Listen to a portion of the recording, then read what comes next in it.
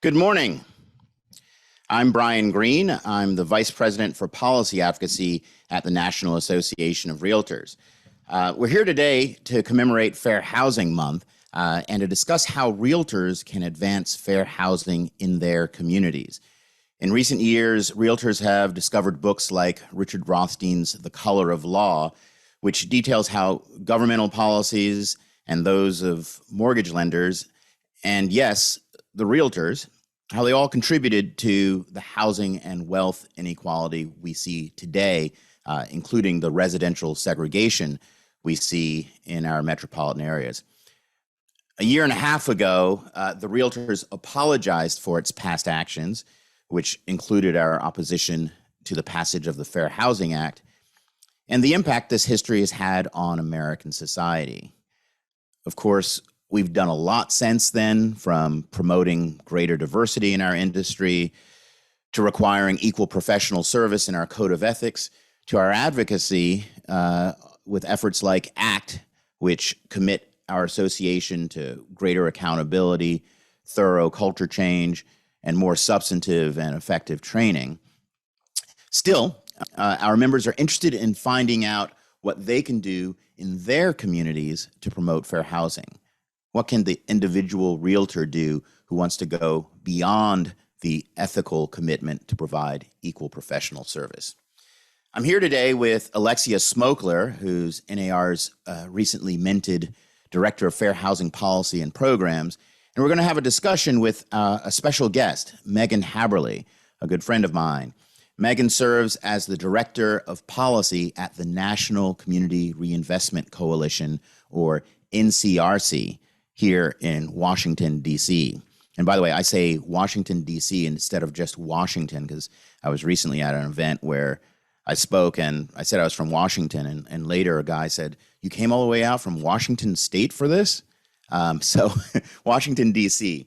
And Megan has practical experience working with communities who are tackling their own legacy of discrimination. So we hope from this discussion you'll get some practical tips on what you can do beyond your brokerage to make fair housing a reality in your community. So we call it How to Be an Agent of Change. And some of the things we want to cover today, first and foremost, the importance of knowing your local history, because this really is the platform from which you can begin to make change and to understand how some of the differences and inequality in your community may have come about. We'll discuss the importance of participating in local planning efforts, so how you can be part of that change through the official process, how the Fair Housing Act how the Fair Housing Act actually can help you in these efforts. There are actual Fair Housing Act requirements for communities, and Megan has lots of practical experience with that. We're going to talk about some other practical things you can do, such as supporting the passage of a local or state fair housing law, how to strengthen the fair housing licensing requirements, and some of the things that NAR has done to help you along those lines. Partnering with local fair housing groups. I go to many communities where I know there's the fair housing group, and I know the local realtor association, and sometimes they don't have a relationship with each other. So that's one thing we can discuss. The importance of working with the local schools. We know there's alignment often with real estate in schools, so we'll talk some about that. And then, of course, participating directly in these planning meetings and some of the experiences that folks have had around that. So why don't we just jump in here? Yeah, we talked about the importance of knowing your local community. I want to introduce Alexia Smokler, who works on my team as our Director of Fair Housing Policy and Programs. Alexia, what's the importance here of talking about history? We hear a lot of our realtors these days talking about the history of their communities. Thanks, Brian, and good morning, everyone. Thank you all for joining us.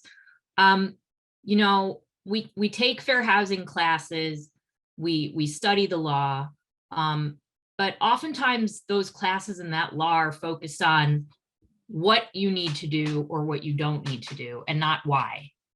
And so learning about the history, learning about the reason why this law was necessary, the kinds of practices that were going on, makes that understanding and appreciation of the law a lot deeper. And when you apply it to your local context and begin to understand why your community looks the way it does, it gives you a much richer appreciation for the necessity of these laws and why we all need to uphold them. I want to tell you a personal story about how I got involved in this work myself. I was born in the city of Detroit and attended an integrated magnet school until I was 10 years old. Then my family moved to the suburbs. I moved to an all-white school. And the kids in my school were just shocked that someone who looked like me, someone white, had actually lived on the other side of 8 Mile Road. This was unfathomable to them because they had learned a story about Detroit from their parents and from the media that really didn't square with my personal experience. And so for me, from a very young age, I could see how these racial dividing lines that people grow up hearing about are not necessarily accurate, and why it's so important for us to go and learn ourselves what our communities are all about. You mentioned 8 Mile Road, and I've heard of the 8 Mile Wall as well. So you actually had some physical barriers there in Detroit that separated people, right? That's right. I believe when the FHA was insuring housing in Detroit, and the FHA would not insure loans that were in a racially integrated community or even in a community that had a few Black people in it, the local community built a wall to divide the white neighborhood from the Black neighborhood to ensure that the FHA financing would only go to the white neighborhood. That wall still stands and has become a mural, and people now go and visit it and to gain a deeper appreciation of that history. And people still talk about these dividing lines, or at least as you were growing up in school, they were. Absolutely. Now, and I wanted to give one other example, if I may. Yeah, sure. From Minneapolis. You know, the University of Minnesota has got a great project called Mapping Prejudice, where they use citizen volunteers to go in historic property records to pull the racially restrictive covenants that were recorded with the deeds. And if you're not aware of what those are, those were private contracts that the real estate industry was very much involved in, that said that a seller could not sell their home to people of a certain race, religion, or national origin. Now, those were invalidated in 1948 by the Supreme Court, but they still remain on many deeds, and many people are shocked and horrified when they see them. So in Minneapolis, this university is undertaking this effort using citizen volunteers. And so our local Realtor Association got very involved in going into their local recorder of deeds, pulling these historic deeds, and then recording them for history and doing local education around why Minneapolis looks the way it does today. And Minneapolis has one of the biggest racial homeownership gaps in the country. 50 points between Blacks and whites in Minneapolis is the racial homeownership gap. And our members in Minneapolis said that participating in that activity was extremely meaningful to them and made their fair housing efforts that much more significant and important. It's true living history. And, you know, I'm sitting here in Washington, D.C., and we have a similar effort in Washington, D.C. There's a group called Prologue DC that has gone through all of the racial restrictive covenants in homes in Washington, D.C. and has mapped them. And they've been doing a series of talks throughout the city to show people how those covenants very much shape the city that we see today. And Megan Haberle sits not too far from me here in Washington, D.C. And Megan, perhaps you can talk a little bit about the local history here in D.C. and the importance of knowing more about it. Yeah, thanks so much, Bryan. And I'm glad that you mentioned Prologue DC, because I remember going to one of their presentations a few years back and learning about my own neighborhood that I live in DC. And I actually came to understand that some of the fault lines of those covenants ran right through my own neighborhood. And so on one side of the street, you would have a racially restrictive covenant limiting all of that housing, only to white occupants. And then on another other side of the street in the same neighborhood, the laws would allow for greater diversity. And you can actually see that, I think, walking through many of the neighborhoods in DC today. So although those covenants are no longer on the books, they've continued to reverberate throughout generations and still have an effect on the demographic composition of the city. I live in the Mount Pleasant neighborhood of DC, which is a neighborhood that I picked in large part because it's diverse, because of its diversity. So that was something that I really appreciated about the neighborhood, but that I also feel is lacking in many other parts of the city. And that's, for a number of reasons. So, we are still seeing sort of the persistence of those racial covenants and kind of, continuing variation in racial composition from generation to generation. But we're also still seeing to this present day policies that have continued, to stay in place and to limit housing choice and to carry racial segregation into the present day.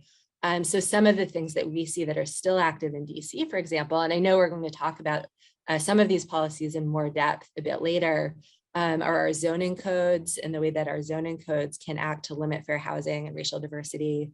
Our inclusionary housing policies, and how strong those are and how well those work. And the distribution of our subsidized housing, right? Because, our economy still, doesn't work equally well among racial groups. And so there is, a continuing strong connection between race and poverty and between, income segregation and race and racial segregation. And so when we don't have socioeconomic diversity in diverse neighborhoods, that also contributes to fair housing problems and to a lack of racial diversity. So we see all of those things in DC today. That said, I do feel very proud of my own neighborhood and the fact that it's doing a good job at being a mixed income community in many ways. And you can see that in the sort of physical infrastructure of the housing stock there. So there's a good range of, different types of housing. There's a good range of affordability. At the same time, I'm not overly sort of rosy tinted about it. We also have a lot of, rising cost pressures that's leading to a lot of displacement. And so something else that we see in DC is that, it is still in many cases a deeply segregated city. But at the same time, we are seeing sort of these new waves and trends, cost pressures and displacement, which also has a fair housing effect on people because it limits their choices about where they can live. Yeah, there are also these geographical barriers sometimes. I mean, people talk rather openly in Washington, D.C. about west of the park, right? And when people refer to west of the park, they generally mean white and higher income. And then when you look at local decisions, like if you look at, say, where homeless beds are or where affordable housing is, it often tracks these geographical barriers. And so, and sometimes, just based on race, middle class African-American neighborhoods or middle class Hispanic neighborhoods see a lot more of the affordable housing, and you don't see it in some of the middle class white neighborhoods. So let's talk about some of the practical steps people can do, because I'm sure people who are with us today, many of them probably, live in metropolitan areas where they've seen these dividing lines and they're frustrated by them, but they don't really know, as an individual, what they can do. So what are some of the things you've seen, Megan, that taxpayers, regular citizens have done to try to move the needle and try to undo some of this? What undesign the red line, I think, is an expression that one organization has used. Yeah, I'll point first to some great examples that we're seeing at the state level to reform zoning policies and to open up, more diversity of housing stock and more opportunities for affordable housing. And I think these efforts, stem from two impulses. So one is to get at the issue of housing supply and rising cost pressures and the way that those affect everybody. The other one is to get at some of these issues around neighborhood diversity and trying to incubate mixed income neighborhoods. And by doing so, create more racially diverse neighborhoods, which, I think is to everyone's benefit. There have been studies showing how much, school children benefit educationally from having diverse schools, both white children and children of color. And because school composition is very closely connected to neighborhood composition, the way to achieve that is by creating mixed income and racially diverse neighborhoods.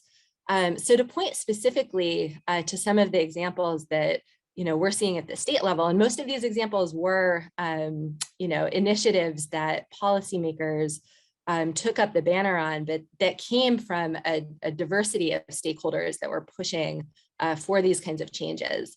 So that's just to say, you may initially have a civil rights group that begins to push for zoning changes, but having diverse constituencies and trade groups and groups like the Realtors involved with these kinds of initiatives, I think can be really powerful to help assemble, a political coalition and build the political will to get these kinds of policies enacted.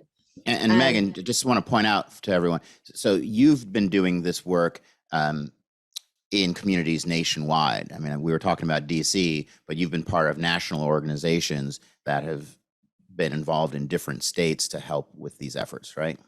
Yeah, and I think we're going to talk about the Federal Fair Housing Act a little bit further in the conversation, but I was helping with some planning processes in a number of different places around the country that were connected to that federal requirement. And it was a great opportunity to learn about, how the political process works around getting policy changes enacted. So I was working out in California in Contra Costa County. I worked here in DC on a fair housing planning process and in the state of Delaware. And then I was also working with community groups to advise them on how to engage in the fair housing planning process in their own cities. So I was working in Buffalo, New York, and Albuquerque, New Mexico. And it was very interesting to see in all of these different places how there were common themes, around the lack of housing choice and the need to address discrimination. So this federally required planning process was one platform for that. But I also got to learn about other planning processes that could potentially also provide opportunities to push forward these kinds of changes. So localities have what's called a comprehensive planning process, and that's where their zoning codes will come under discussion, and things like affordable housing allocation and planning for private investments, sort of designation of business zones and how to incubate more private investment in certain neighborhoods will all come on the table under that comprehensive planning process. And that process is open for public input. So they'll have public meetings on it. They will publish draft plans that are up for comment. And a lot of advocates here in DC actually started to make a very strong push for zoning reform in DC around our comprehensive plan process. That said, there have also been a wave of state initiatives to go in at the state level and ease some of these regulatory barriers to the creation of mixed income communities. So for example, the state of California passed a law just a couple of years back that basically now provides for the creation of a second unit in properties throughout the state. So a lot of people refer to these as mother-in-law suites, but it's not actually that restrictive that it needs to be, a suite that's attached to the existing house. It could also be, a second unit that's connected on the property. But that now can be done as of right all throughout the state. And localities can then sort of make their own adjustments within that requirement. in order to adapt to their own market conditions. But essentially it's making sure that even though you still have single family zoning throughout a lot of the state, that you're reacting and being proactive to the housing supply and housing affordability and fair housing problems throughout the state by allowing for additional units to be produced. Oregon, And then Minneapolis, also, right? In Oregon. yeah. Are we going to mention Oregon? Go ahead. Yeah, so Minneapolis also, has gotten a lot of attention for zoning reform. And so they got rid of single family zoning throughout the city, but they allowed for variation, depending on really specific conditions as well. So you can do triplexes as of right throughout the city of Minneapolis. But there are also certain corridors that allow for even more density. So essentially along transit corridors and areas like that, where even higher density, is going to make more sense. And they're trying to do that in order to get at these housing supply constraints and affordability problems. But I've also seen a bit of friendly criticism, I think, around Minneapolis's reform, where people think it's a really great step, but at the same time, it's not as sharp on some of the fair housing considerations as it could be, because it's not necessarily, either requiring or incentivizing affordable housing specifically, or things like affirmative marketing, to various groups that might not think about renting or owning in a specific neighborhood. Oregon too got rid of single family housing throughout most of the state. And they are also, giving thought as to how to do that, but also be flexible to different local conditions and market conditions. And so Oregon put out a number of model zoning codes that apply differently to different kinds of communities. There's a model code for a small city, a model code for a mid-sized city. And there's variability in that, so that there's a kind of a recognition of different communities starting at different places as they go forth and create more housing. And before we leave this topic, I just want to sort of help bring together the fair housing implications of the supply issue. I mean, we at the National Association of Realtors have been raising the alarm for some time that we need more housing production. We put out a report a couple of months ago called Double Trouble that talks about the record low inventory and the record high prices, and how that inventory is leading to these record high prices, making housing unaffordable for the typical American, really for the broad swath of Americans, and certainly for first-time home buyers. So some of these zoning changes you're talking about would allow for, one, just more housing production in terms of quantity, right? And then in more communities. And as a function of that, some of the housing would be more affordable.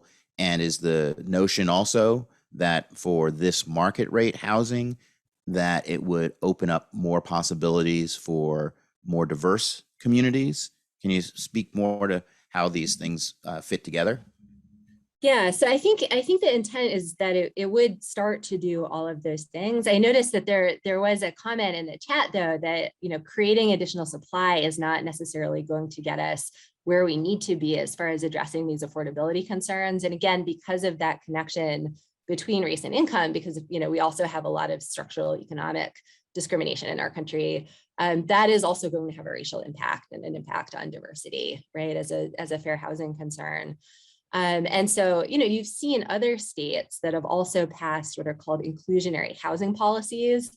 And so that essentially is building into the construction of market rate housing and building into, local housing policies, the obligation to include, what's often referred to as a fair share of affordable housing. And there are also questions around what exactly does affordable housing mean to reach a wide segment of the population. So it's very important to include a range of affordable housing down to extremely low income households, people who may be unable to work because of a disability or because they're not able to find a job, or people who are making minimum wage. Someone who's making minimum wage and has kids is eligible for housing assistance in our country, but there's a limited pool of that assistance, and often they're not able to get it. But someone like that is very likely to be burdened by their housing cost relative to their income. So it's important to be providing housing all across the income spectrum. And there are some states that have given thought as to ways to structure that.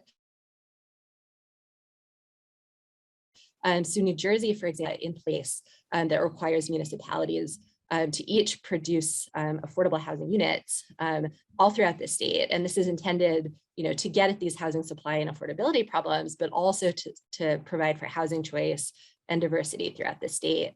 Massachusetts and California similarly have inclusionary housing requirements, from town to town. And some places like DC, will put in place inclusionary housing incentives for developers to include affordable units when they're creating market rate development, multifamily development. So those are all useful strategies. That said, those all come with their challenges as well. So even a state like New Jersey that does have a really strong law in place on the books, and it's been shown to be successful, isn't working perfectly. And it's left up to advocates actually to bring lawsuits against towns if towns aren't meeting those obligations. But that's very labor intensive. It can be kind of touch and go as far as the results. And so that's just to say, I think that, having community support and local political will on creating that kind of housing remains really important, even when you have a law in place that's nudging the production of that housing forward. Yeah. Now, speaking of laws in place, and I see a lot of people have commented that it's good to talk about how HUD funding create some obligations for some of these communities. Can you speak a little bit to that? Because many people, of course, know the Fair Housing Act prohibits discrimination, prohibits, realtors from engaging in discrimination, but it also places some obligations on communities that receive HUD funding. Yeah. Right. So the Fair Housing Act, which was passed, as most of you probably know, in 1968, has always had these components to it. So one component being non-discrimination for public and private actors, the other one being the affirmatively furthering fair housing mandate. And so this is a mandate that HUD and HUD recipients, so a state, a locality, a county, a public housing authority that's receiving funding from the federal government, take steps to affirmatively further fair housing. And so what that means is, to proactively take measures to advance the aims of the Fair Housing Act. So to remedy segregation, to expand housing choice, to make sure that resources are being supplied to address discrimination. And in 2015, the federal government put out a regulation that defined that obligation in more detail and connected the remedying of segregation to the harms that accrue to communities because of segregation. So lack of access to opportunity and resources, for example, like schools, transportation, healthy neighborhoods. And we know that those things tend to be very closely linked to segregation because of the way that discrimination, various forms of discrimination will work together and geographically concentrate. So HUD put out this regulation. It defined the affirmatively furthering mandate and asked its grant recipients to take proactive, meaningful steps to affirmatively further fair housing. And it also put a process in place for how they would start to do that. So this is a planning process that came with a number of requirements to analyze local data across housing conditions and look at demographic trends and segregation, and then commit to meaningful actions to address those problems and also to analyze a number of the local policies. So this obligation was in place actively just for a couple of years, and then the prior administration rescinded that rule. This administration is taking steps to restore it, but to make adjustments to the process aspects, to learn from some of the the lessons of the early rollout in 2015, 2016, and make the data analysis requirements a little more streamlined, and somewhat easier to sort of get through the analytical components, and really get to the concrete steps and action steps that are at the core of this rule. So that's sort of what's going on with the federal regulation. But even apart from that, the legal obligation remains in place. So even though the regulation, has sort of been in flux, that core obligation that's been in place since 1968, to expand housing choice, address segregation, and to invest in communities that have been disinvested in for decades, is an ongoing obligation. And so I think it is very helpful for folks to remind their local policymakers and their state policymakers about this, because if there's another planning process that might be in place or a law under consideration, part of what those policymakers should be thinking about is this affirmatively furthering obligation. When they're talking about their comprehensive plan, or when they're talking about, for example, how do we distribute our tax credits that are subsidizing housing throughout our community? They should be thinking about that affirmatively furthering obligation as they're going about doing that. But sometimes they do need a reminder. And, speaking of reminders, George Romney, who was Secretary of HUD when the Fair Housing Act became effective, did try to aggressively enforce this provision of the Fair Housing Act, right? And faced a lot of opposition. But the history is there in terms of what the Fair Housing Act was intended to do and this community obligation. And it really did go underground for quite some time. And but it's still part of the law. And so we need to find ways to make sure it's working on behalf of everyone. And I see some questions too. We are going to get to some questions maybe in about 15 minutes, 10 or 15 minutes. Want to talk about some other practical tips people can do to help promote fair housing in their communities and to meet these obligations you say that communities actually have under federal law. So one might be to strengthen their existing laws when it comes to fair housing. Alexia, perhaps you can speak to how states can strengthen their licensing laws when it comes to fair housing. Sure, thanks, Bryan. So as part of NAR's ACT Fair Housing Initiative, which again is an acronym which stands for Accountability, Culture Change, and Training, we undertook a review of the real estate licensing laws of all 50 states and 4 other jurisdictions to look at how they treated fair housing training as well as discipline for licensees who have been found to have committed a fair housing violation. And we found great variability among the states. We found that about half the states don't require any fair housing training to get a real estate license. And only about a third of the states require fair housing continuing education. And so we've created a tool to share with our members and our associations so that they can take a look at their fair housing requirements under their state law and to reassess whether those standards might need to be higher. Also, with regard to enforcement of fair housing violations, you hear a lot of folks say, well, I can't engage in discrimination. I could lose my license.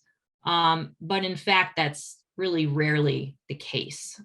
So we're engaged in conversations with our state associations, with real estate commissions about how we can strengthen those laws. And that's action that you can undertake in your local community and in your state legislature, taking a look at your law and making sure that it's requiring adequate training and that there is accountability when folks violate the law.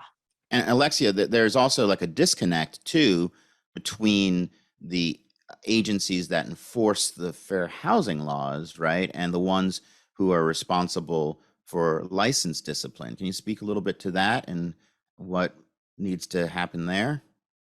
Right. So in many states, if your state has a law that is what's called substantially equivalent to the Fair Housing Act, and that means it has similar rights and remedies to the Fair Housing Act, then all fair housing complaints that HUD receives will be referred to your state or local civil rights agency.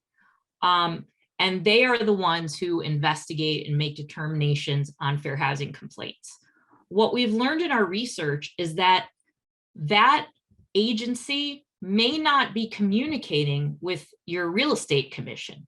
So your state civil rights agency might have made a determination that a licensee engaged in a fair housing violation, but the real estate commission doesn't necessarily find out. And so there isn't any action taken against the license by the licensing body.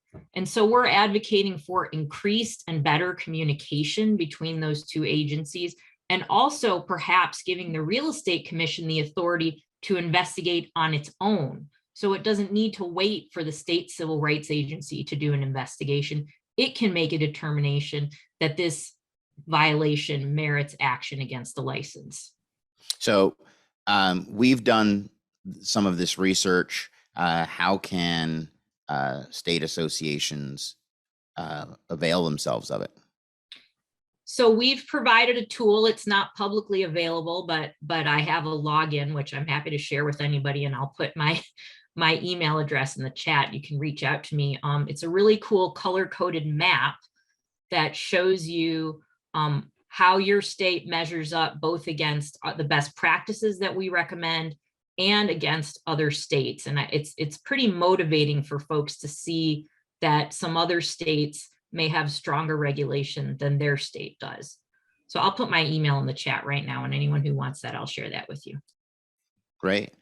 Megan, you want to speak to some other ways folks can get involved in their community to strengthen fair housing?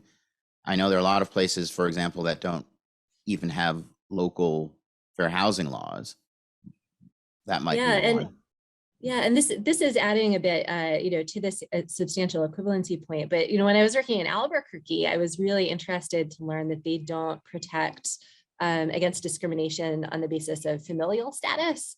And so this is a really big problem for a lot of families, low-income families in particular, in the city. And so, there was starting to be a push from a lot of the advocacy groups to have that added in to the laws there. And there was also a lot of resistance. So I think having voices of trade groups and folks like realtors, who sort of aren't the usual suspects necessarily speaking to the strengthening of these laws, I think is really powerful, and I think goes a really long way in being persuasive to policymakers. So I think another thing that I often see coming out of the fair housing plans and the plans that were required under that affirmatively furthering fair housing process was around public education around fair housing and issues relating to fair housing. And that's something that is often sort of put in the auspices, of the city agencies or fair housing groups. But again, having a platform that is sort of outside of those usual spaces and can reach additional people, I think can be really helpful and persuasive and powerful in educating people about fair housing, throughout their communities. So, giving thought to building in, space for fair housing groups, for example, to speak at events and the like, I think, is one strategy that is easy to achieve and good for building relationships as well. And someone asked in the chat, how is it that some of these local communities that have fair housing laws don't include the bare minimum of what's required under the federal law? They just haven't decided to do it, right? Yeah. So the federal law still applies in those places. The problem is that no one is really being charged with enforcing that law or being funded to enforce that law. So you have a state and you'll have state and local fair housing laws and ordinances that are on the books in addition to the federal law. And all of those things will apply in the community. But the problem is that, we lack enforcement resources for those laws to actually be meaningful, right? And so even though the federal fair housing law, offers a full range of protections in a locality that may lack some of those protections, the problem is really with enforcement and education. I mean, often people aren't even aware of what the Fair Housing Act requires. You know, and you can see this sometimes when you see, you know, some of the listings that people may put out when they're renting, you know, and prohibit it, you know, ask it basically, you know, asking for certain characteristics in the composition of the rental household that might be prohibited by the law. And sometimes that's not, you know, not an intentional skirting, right, of the anti-discrimination law. It's a lack of awareness. You know, so there's an enforcement problem. I think there's a public education problem. And a lot of that really does come down to what kind of resources are being provided to do those things in the community. Right. And practically speaking, you know, the federal government can't efficiently enforce the fair housing laws throughout the country. In fact, 80% of the complaints that get filed with HUD are actually then farmed to state and local agencies that have substantially equivalent laws. So more practical in Albuquerque would be for local investigators there to do education and to do investigation and resolution of fair housing cases than to have someone from Fort Worth, which is the regional office there, have to fly out there to investigate complaints, which, you know, could be more summarily done locally if they had a law equivalent to the federal law. And then many go beyond as well. But certainly, you know, if you receive federal funding, one way to demonstrate your commitment to fair housing is to have a substantially equivalent law. What about fair housing groups, working with fair housing groups? I said at the opening that in many communities, there isn't necessarily that ongoing communication or relationship. In many places there is, and it's wonderful to see. Alexia, do you want to speak a little bit to that? Yeah, sure. So there are so many benefits to your local realtor association or brokerage partnering with your local fair housing group. You can create education programs together. You can do co-branded brochures for consumers. You can do public awareness campaigns. But also, your local fair housing group can alert you to issues going on in your community where you as a realtor may be able to weigh in. So for example, in Long Island, which got a lot of attention after the Newsday discrimination, that board formed a strong connection with their local civil rights group. And the local group informed them that the town of Riverhead was considering a change to their rental code, which was going to redefine the definition of family to some traditional definition of family. And the idea was that they wanted, I believe, to prevent immigrants from, you know, having more than one family in a unit. And so the local fair housing group alerted LIBOR, the Long Island Board of Realtors, to what was going on. They reached out to us and we brought in some expert consultants to develop some testimony for them. And then the Long Island Board of Realtors went to the public meeting along with the Fair Housing Group and a lot of other community groups to stand up against this change to the rental code and join together. And they did. The proposed provision was tabled. You mentioned Long Island, and I see that Lee posted something in the chat about the Long Island Divided expose that Newsday did. One of the things that kept coming up in that expose was schools, where people were allegedly being steered based on the school district. And we know there's a lot of correspondence between school districts and race, as Megan mentioned, and then sometimes it's a proxy. Can you speak a little bit, Alexia, to that issue and what NAR is doing to recognize that and help on that? Yeah, so, you know, schools have always been, and even especially more recently, have been a difficult topic for realtors to grapple with. Clients want to know about the local school district, even if they don't have kids. It could affect the property value. And our advice to avoid steering is that you should never give your subjective opinion about whether a school is, quote, good or bad, because that could run you into some steering issues. If your perception of good or bad is associated with, you know, demographics. And so, you know, the traditional advice has been to refer clients to a third-party source of information. The problem with those third-party sources like greatschools.org is that they rely heavily on standardized test scores. And what we know about standardized test scores is that they don't necessarily accurately measure the quality of teaching or programming in school. What they measure most accurately is the socioeconomic status of the parents in that school district. And so they don't, and I know when I moved to my neighborhood, the great schools rating was like a 5 out of 10. It wasn't very good, but I knew from talking to local parents and, neighbors, and I was local, that the school is actually great. It had all this wonderful programming, marching band. And so there are a lot of things that your clients may want to know about a school that aren't captured by a test score. Does it have programs for kids with special needs? Does it have great sports teams? So our Pasadena Association of Pasadena Foothills, I believe is the name of the association, hooked up with their local school district and a foundation there. And Megan was the one who told us about that. to dispel some myths about their local school district, which had bubbled up around segregation in the 1960s. And there was an idea that the public schools in Pasadena are bad. You can't send your kids there. You have to, if you move here, you have to send your kids to private school. And realtors were telling their clients this.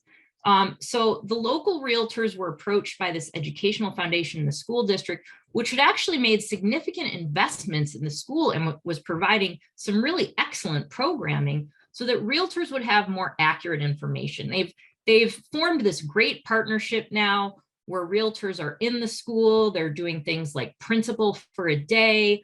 And so those realtors are learning much more accurately what's going on in that school district, and they can share that information with their clients. And we did a great video on it, which I'm going to post in the chat here in a second. Excellent.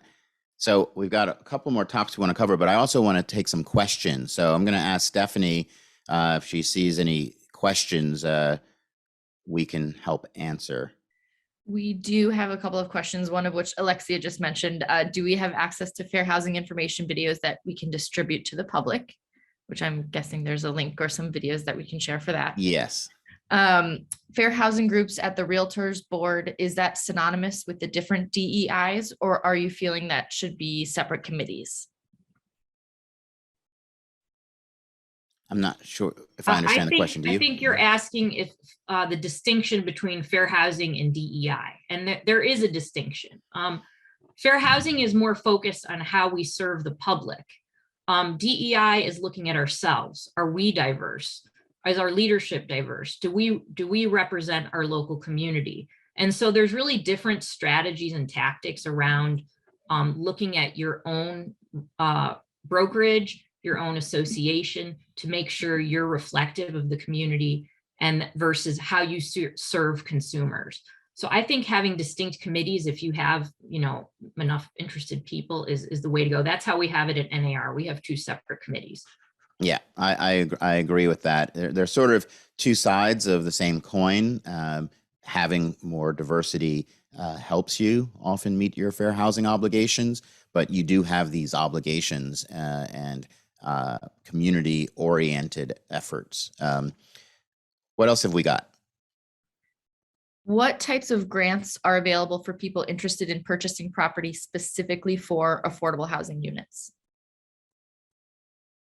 Yeah, Go so ahead, I can, there can sometimes be, variability in states and localities because they may have their own programs. But as far as the federal programs, the low-income housing tax credit is one primary subsidy, and that can be used for construction, rehabilitation, preservation.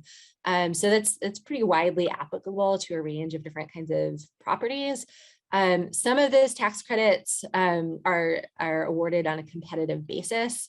And that is generally done by the state housing finance agency. And so a developer will go through them in order to get the tax credits. And this is actually another area of fair housing policy, which is that the state housing finance agency can set certain criteria around those tax credits, and in particular when they're being awarded on a competitive basis. for things like, whether they're being used in higher opportunity communities or not. Do they have certain tenant protections in place in those developments, et cetera. So that's one source. There are also federal grant programs, including the home program and the community development block grant, which can be used for land acquisition. And those flow through the HUD recipient. So those don't go directly to the developer, but they would go to a state or a county or a locality. And then the developer would apply to a state or local program in order to obtain those kinds of funds. So, Megan, realtors and other community members can petition to have tax credit points awarded to produce more housing in higher opportunity areas? So the tax credit agency will put out what's called a qualified allocation plan every year. And that plan has a rubric essentially for the awarding of these tax credits. So it'll have, a certain amount of points that are awarded for building, say, in a higher opportunity area, which is, not something that every state has in place, but is certainly a best practice to achieve fair housing. Or to award points, based on other criteria. So this is another planning process that it's possible for people to become engaged in. So these plans will be published in draft form every year by the Housing Finance Agency in every state. In DC, it's the territory of DC, so it's the city. And that is available for public comment. So people can comment on that and say, I've noticed that you're not accounting at all, for example, for segregation, or it doesn't look like, you have strong requirements in place around non-discrimination. We'd like to see that strengthened in the final version of this plan. So there's an opportunity to comment publicly on that process. Great. Stephanie, other questions? It looks like Kathleen, you have your hand raised if you want to ask your question, and then there's one more from the chat. Okay, thank you. Yes, you had mentioned New Jersey, which does have some of the toughest fair housing laws in the country. And in fact, it was taken away from the legislative branch and put into the judicial branch due to the fact that the towns and municipalities were moving forward fast enough. You did say that advocates for fair housing could bring lawsuits, but that isn't what's happening in New Jersey. What's happening in New Jersey is you have builder remedy lawsuits that are being brought. So these building remedies that they build have a very small percentage of the property being affordable, and that's even questionable whether they're affordable. They're mostly luxury rentals, and that's another problem. If you're going to build low-income housing, one of the biggest things that people haven't been able to take advantage of is generational wealth from owning property and land for many generations, something you can pass down to your children. And we're seeing that we're one of the most populated states in the country. So where they're forcing this overdevelopment is only causing congestion, poor air quality, and it's not really solving the problem of our fair housing, where we have nonprofits like Habitat for Humanity who really seem to know how to get it right.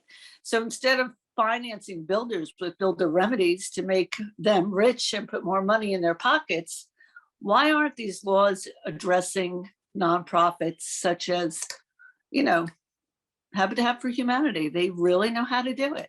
And if we could get the counties or the municipalities to donate state land, building tiny houses, these miniature housing, which are so adorable, could build nice communities, but are outlawed in many municipalities, seems to be a better venue or way to move forward, because I see what's happening here and nothing's happening here. We're just going around in circles and avoiding solving the solution once again.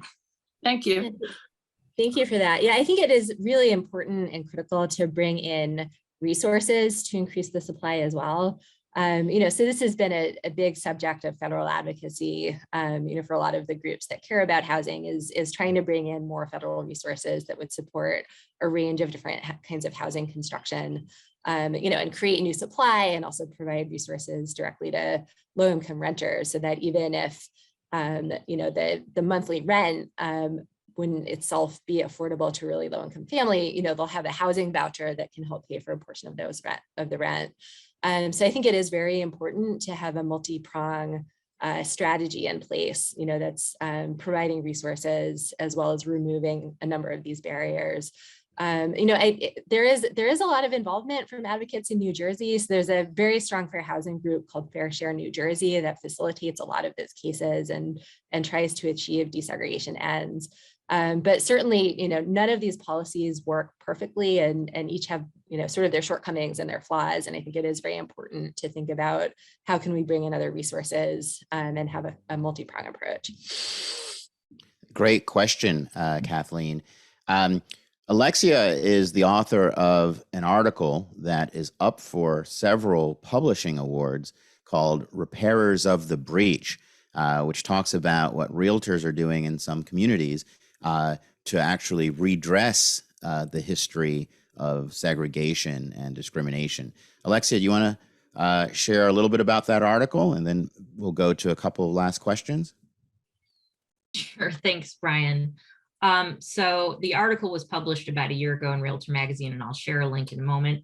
It explores 3 different cities and states that are reckoning with their past.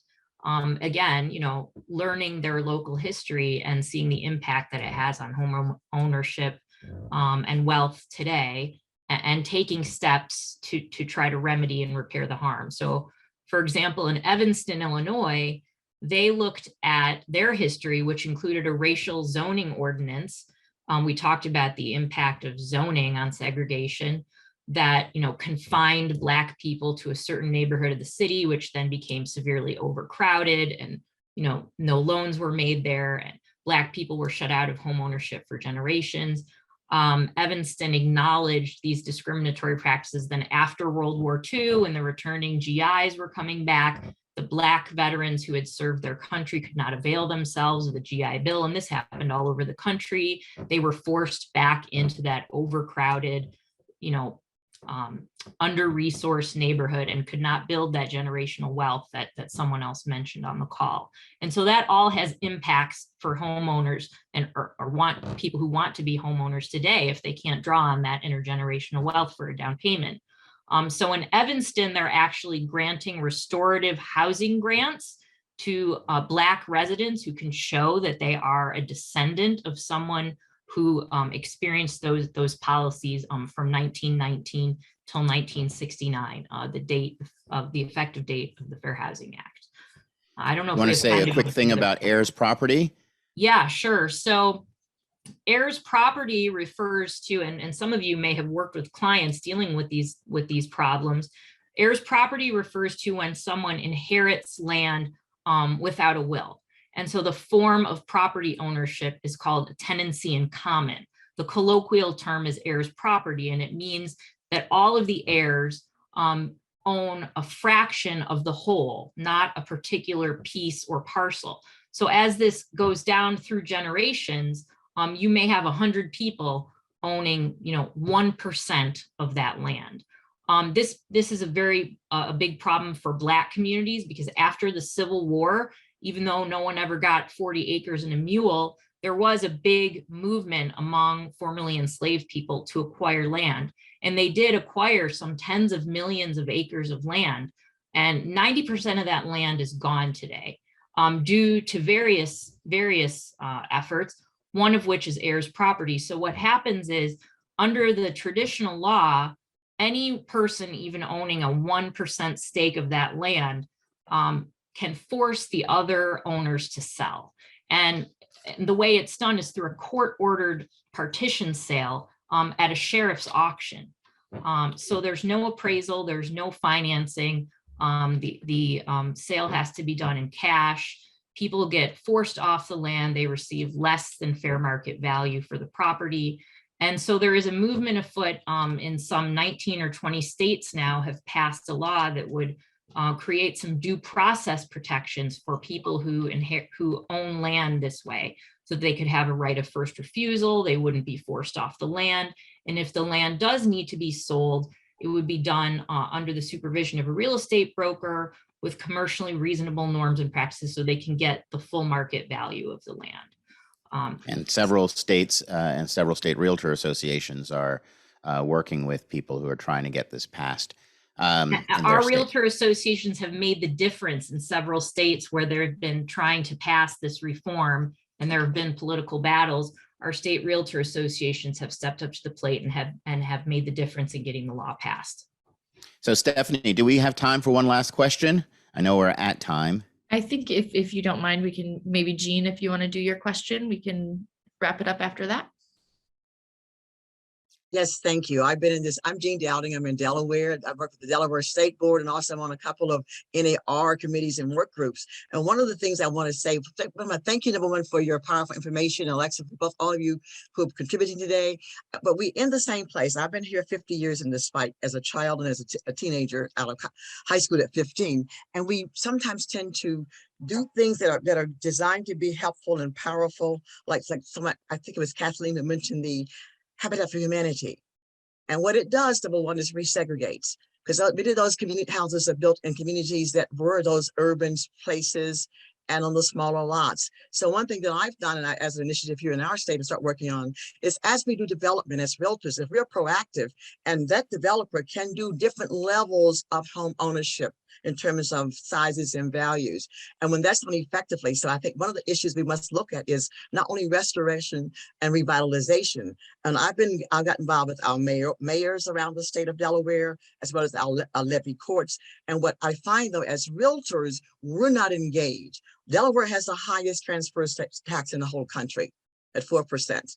When that happened in law, there were only 3 realtors in that building that night when it happened. So I think we need to be not only individually advocates. So all the issues about fair housing and about us expanding inclusion, equity, and diversity and building generational wealth comes back to us not only being present and not just being on committees. And we must get to a place where we don't just have these crises in our country, and then now we have 155,000 local boards with diversity and inclusion committees. And then, so I think we're in a great place. And I think what you're sharing today is positive, but it comes down to all of us to be agents of changes in our community. We must be active. Our community, our profession, and our organizations are not sustainable. Just like the environment is not so, we cannot be sustainable as professionals if we do not become engaged in all levels. I'm going to just stop talking now and tell you thank you very much. But for 50 years, from the colored waiting room, for not being able to join a sorority in college because of my color of my skin, but also being on the all of us are involved. We must be out there and active at all levels. Thank you very much, and I'll stop talking now. Thank you, Jean. Well, now that's a good note to end on. And Megan, I don't know if you have any final words you want to share in response to Jean's comment. Just in the intergenerational wealth part of this, I think that was something that we didn't touch on quite as much. I think we've been very focused, on discussions around rental housing, which is also really important. But, assistance programs for first-time home buyers are also something that, are an important strategy. And that's something that, local governments have the ability to fund and put forth. So it's just sort of another thing to put on folks' radar. And otherwise, I would just say thanks so much for having me this morning. I've really enjoyed the conversation. Great. Final word, Alexia? Realtors are community leaders. And in the past, we led with inequity. And now we can lead with equity. We can repair the harm. All right. Well, realtors, please take up the charge. Obviously, as Jean said, this is a moment of opportunity. And just the fact that over 300 of you tuned in today for this conversation suggests there's great interest and great appetite to do more. So I want to thank you for taking the time today to join us. And remember, it's fair housing year round. Happy Fair Housing Month. Thank you.